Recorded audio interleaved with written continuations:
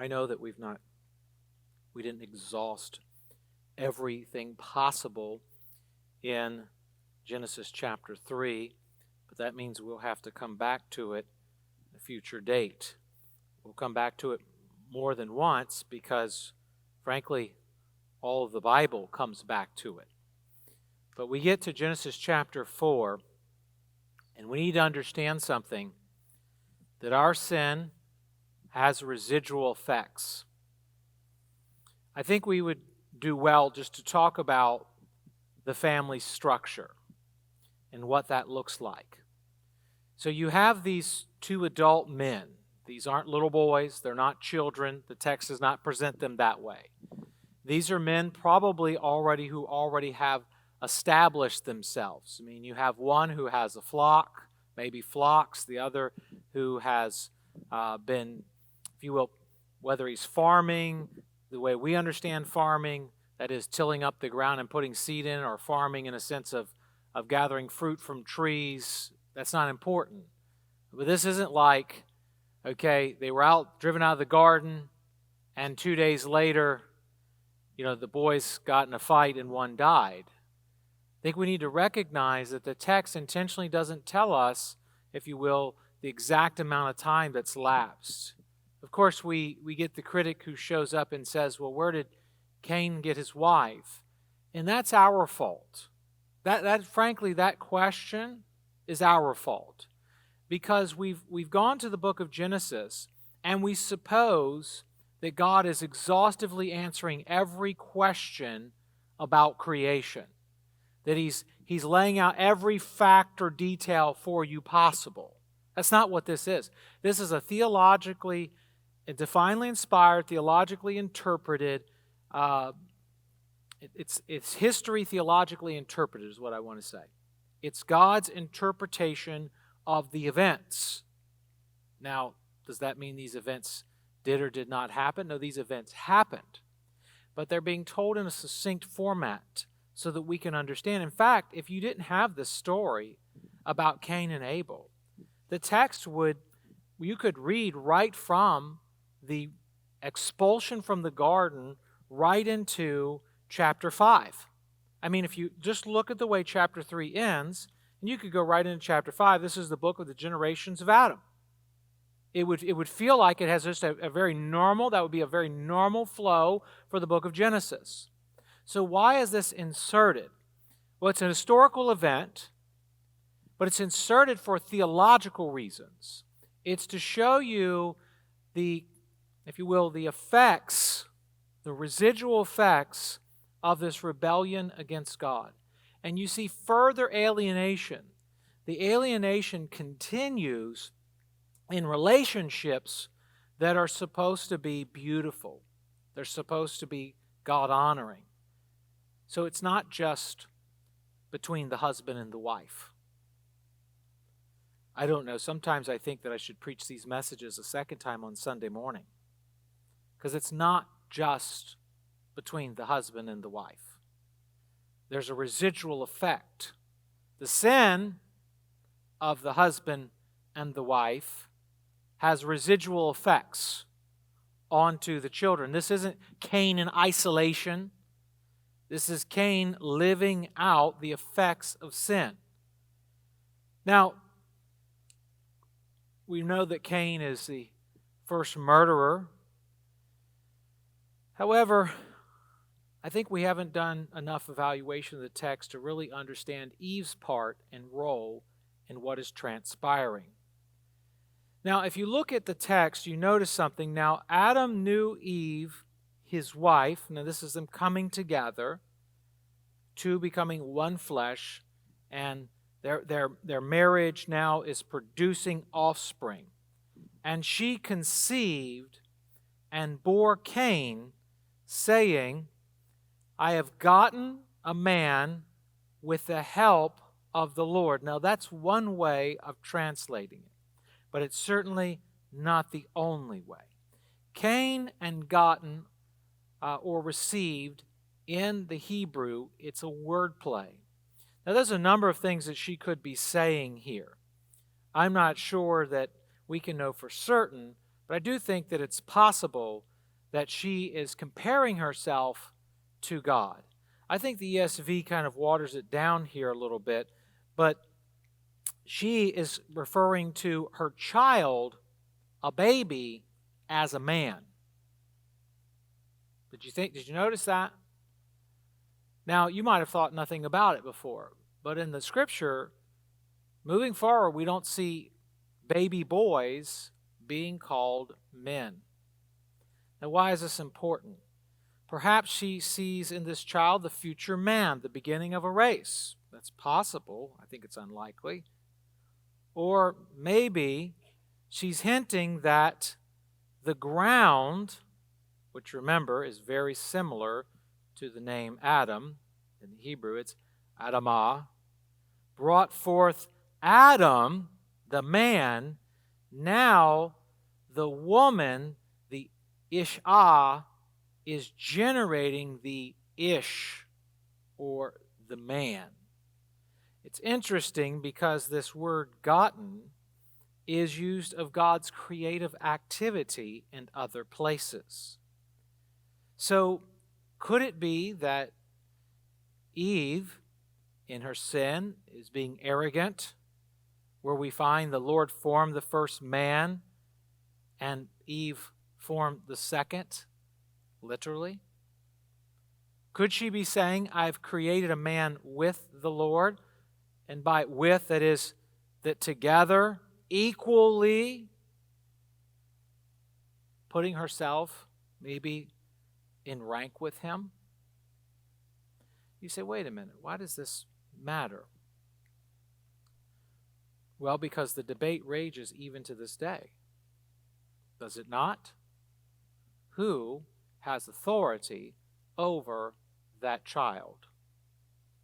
Where does that child come from?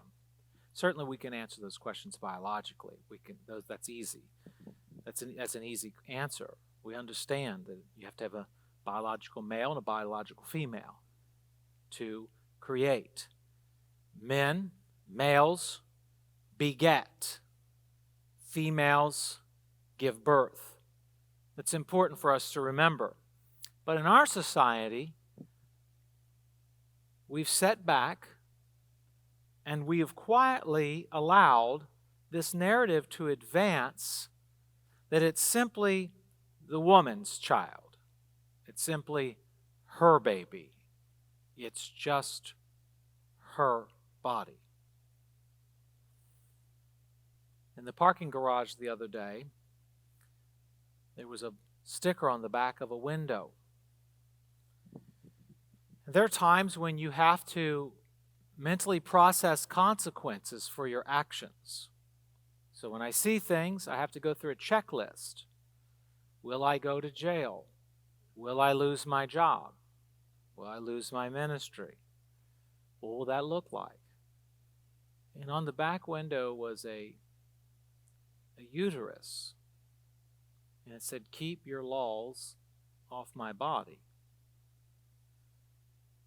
And I thought, maybe if you could keep your scissors off the neck of that child, the conversation would shift dramatically if we understood that God is absolutely sovereign over every human being and has providentially brought about their existence. Now, we see the means and we might say that is ideal or less than ideal, that is holy or sinful, I understand. But for some reason, in ways I don't understand, there are things that God has permitted and tolerated, but ultimately He still is sovereign over every life. Now this is interesting because Eve sees herself as a quasi-creator. And if you are a quasi-creator, you're assuming authority over life and death. She conceived, she carried, she labored, she bore. Named by her husband as mother of all the living. Chapter 3, verse 20, she glories in her generative powers. It's likely that Eve's arrogance is being seen as an inherited by the entire Canaanite line. Why would we say that?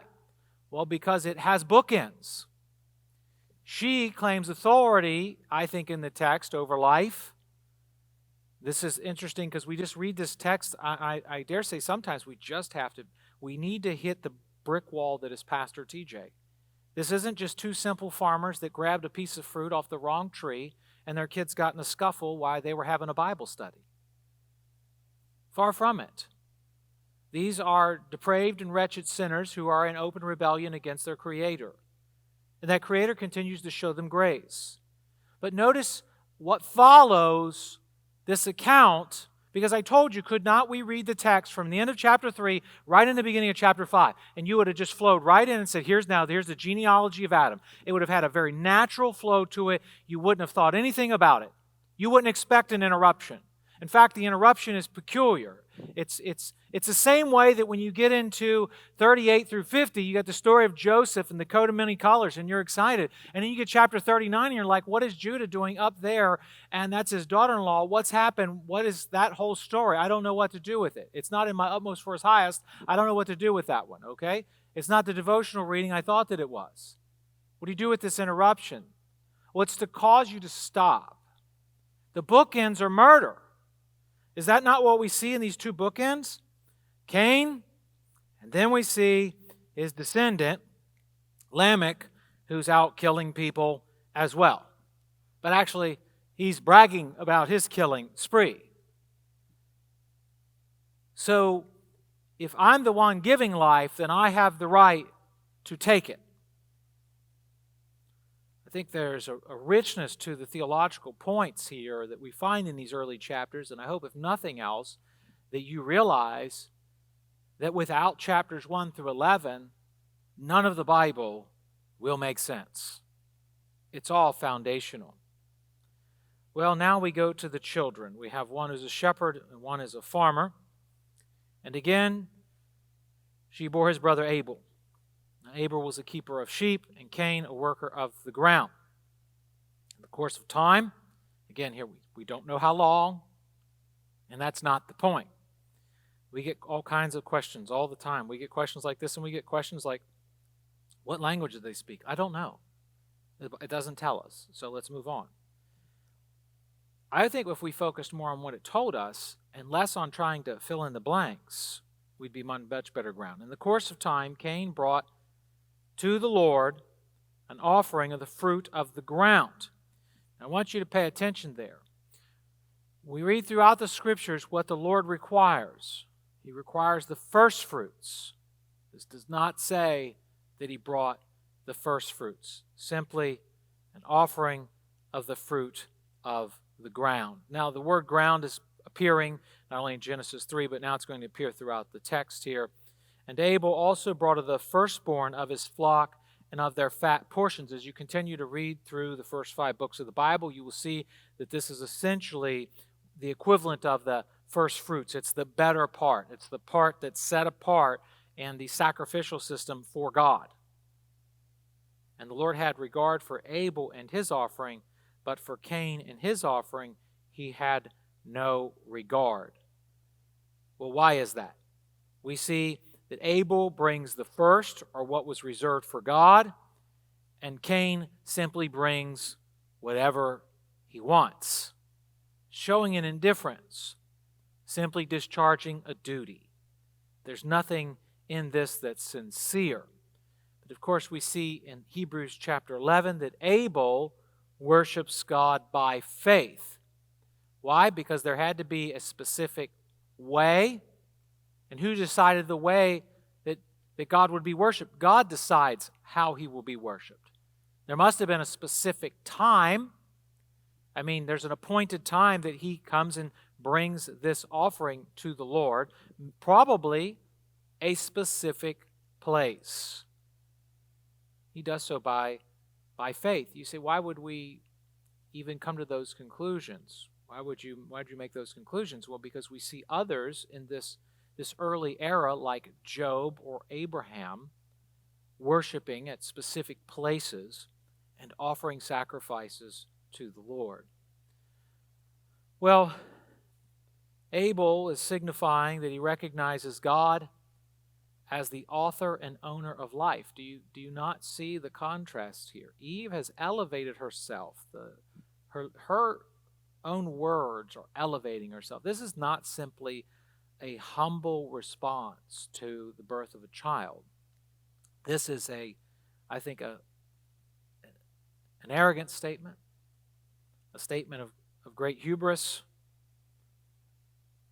We see her son and his descendants following in this arrogance, but then juxtaposed to that, contrasted to that, is one, because in the offering of the animal is a recognition of God's authority as the author and owner of all life.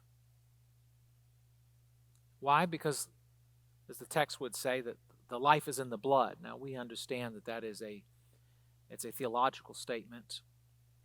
It's not necessarily meant to be a comprehensive biological statement of life.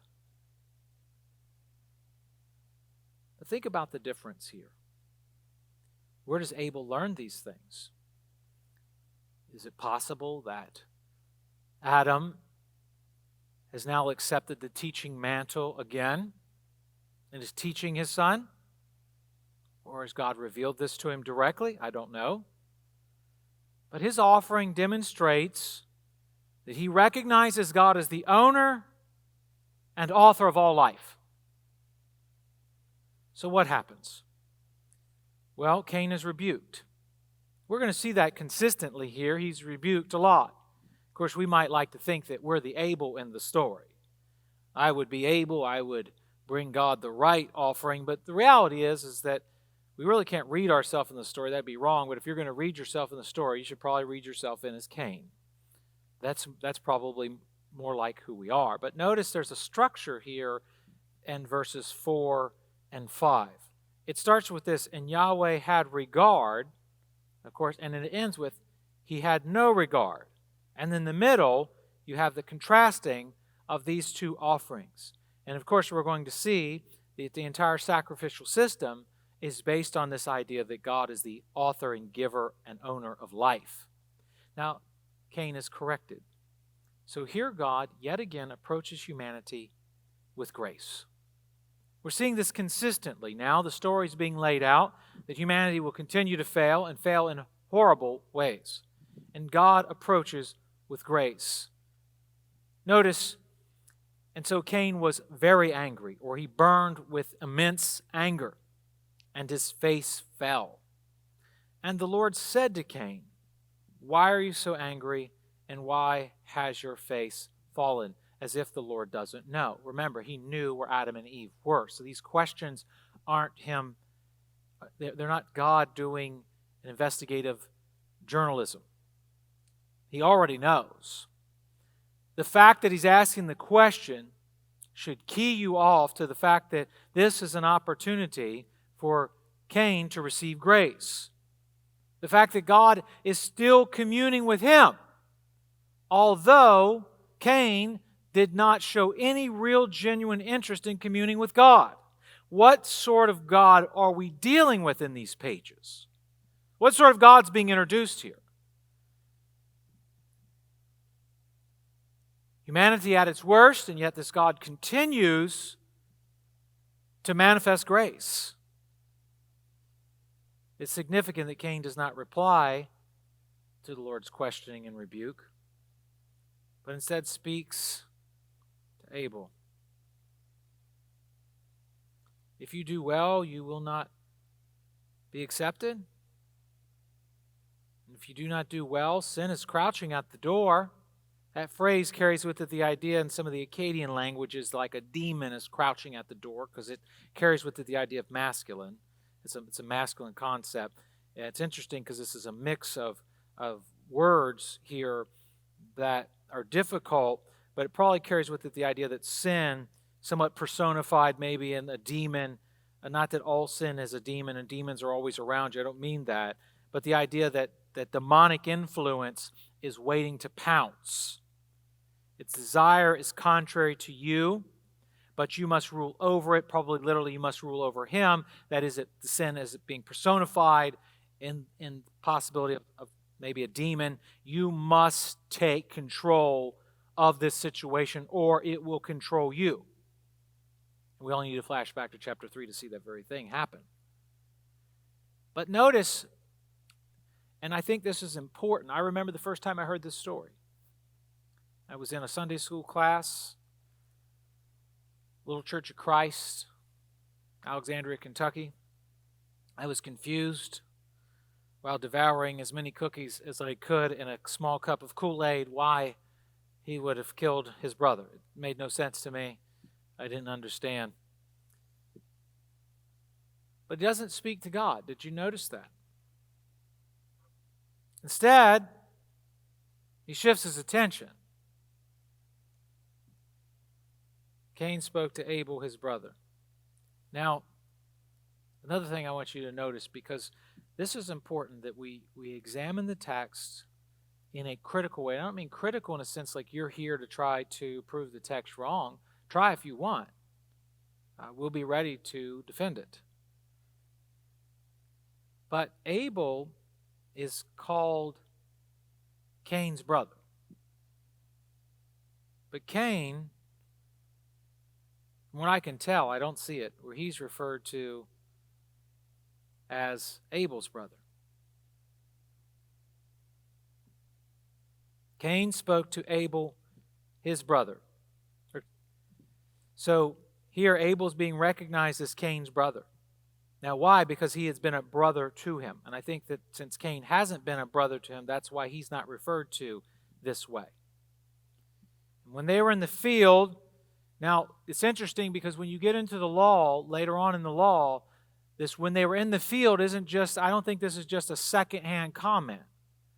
Because it carries with it the idea that in the law, if you took someone out into the field, it was to get them away from others. It was to remove them from the safety and security of the community.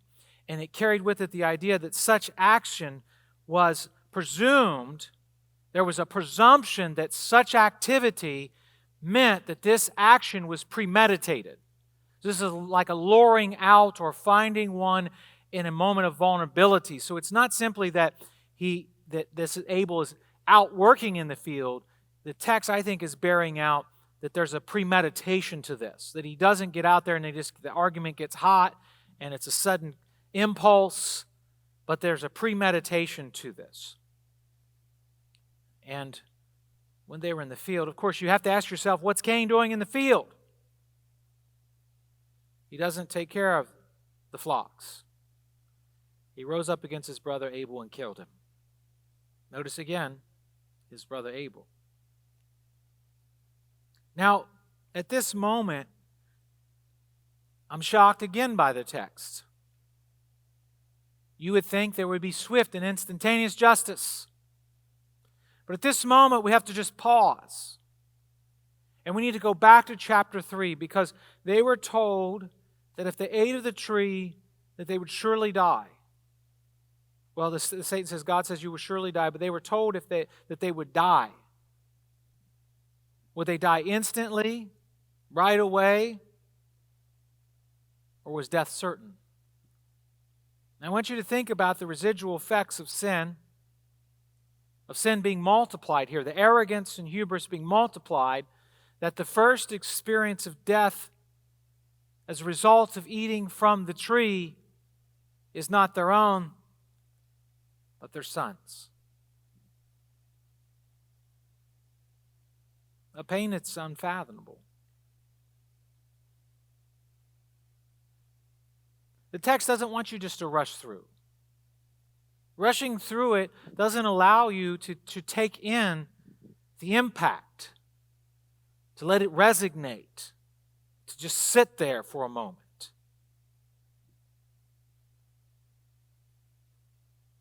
The first death is not Adam and Eve's. It's Abel's. The horror of this, the shock, the pain, the awe, it's almost too much to bear. And he's not killed by a stranger, but by his own brother. Yet in the midst and you're asking yourself, could it get any worse? You should be asking that at this point in the text. Can it get any worse? You had a very simple mission, folks. Very simple. Can it get any worse? Oh, yes, I'm sorry. We have the rest of the Old Testament to go. It can, and it's going to. Just wait till we get to the book of Judges. It is at its zenith. But here, yet again, you should be shocked. Then the Lord said to Cain, "What are you doing talking to Cain?" Should be your response. This is a normal, natural response. You say, "I shouldn't talk to God like that." Listen, Cain is out in the field beating his brother to death. I have a right to ask questions of what sort of God would show grace to such a man. Doesn't the text seem to want you to ask that question? Isn't it drawing you in a way like this God just doesn't line up with my system of justice? Because my system, I pick and choose the winners. And the Lord said to Cain, he's talking to him again, "Where is Abel, your brother?" Notice how many times this is being pointed out. Again, the question isn't that God does not know where he is. He knows where he is. But each time these questions come, what sort of God would speak to lawbreakers? What sort of God would speak to those who don't offer him true worship? What sort of God would come and speak to those who murder those who offer him true worship? I don't know. We can simply just fast forward to a man named Saul.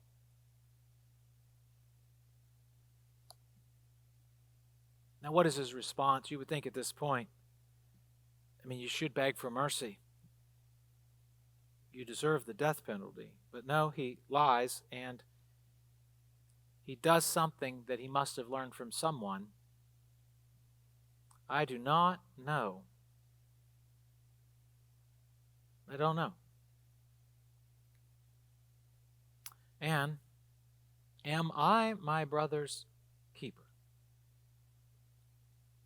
This question isn't just like a smart aleck question. The question could be understood this way. Cain blaming God, saying, "You are the keeper. That's your job, not mine." When you combine the two elements here, I don't know, am I my brother's keeper? Carries with it the idea that he's looking to God saying, "You're the keeper. That's your job, not mine." Thus reminding us of Adam's attempt to blame God. "The woman you gave me." And it just gets worse. What is the result?